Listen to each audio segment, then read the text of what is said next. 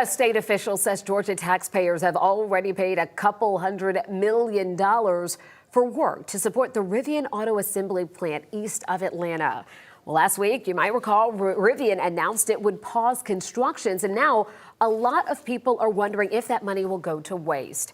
11 Live's Doug Richards is at the Capitol Live for us this evening with more on what you've learned about this. Doug?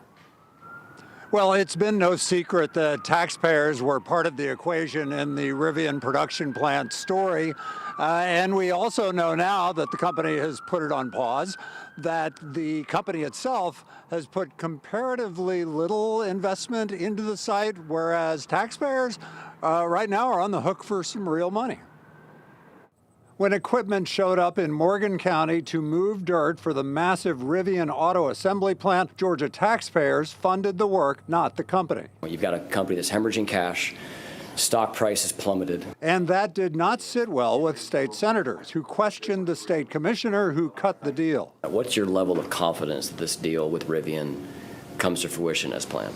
It's hard to say, but I would say that I am hopeful, because this is a great product. Economic Development Commissioner Pat Wilson said even if Rivian bails out on the project completely, the site would already be prepped for a replacement project. Should the worst case scenario happen, the company goes bankrupt or there is a breach of contract, this site is significantly more valuable today than it was before. Wilson says the state's investment has only been on infrastructure, with no direct payments to the startup manufacturer of electric trucks and SUVs. But taxpayers are on the hook for $141 million for grading, another $67 million in a road upgrade, and $91 million more on a new I-20 interchange that's still on the DOT's construction calendar, close to $300 million total.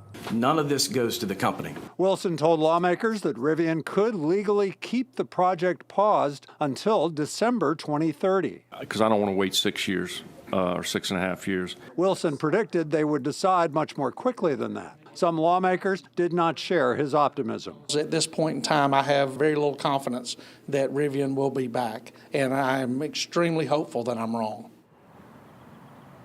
Wilson told lawmakers that the contract between the state and Rivian requires that if there is a pause, that Rivian maintain the site up to certain specifications. If there is a hitch in that, that could give the state an excuse to try to undo the contract, get it off of this pause situation, and get it out perhaps to another builder if Rivian does really go away ultimately.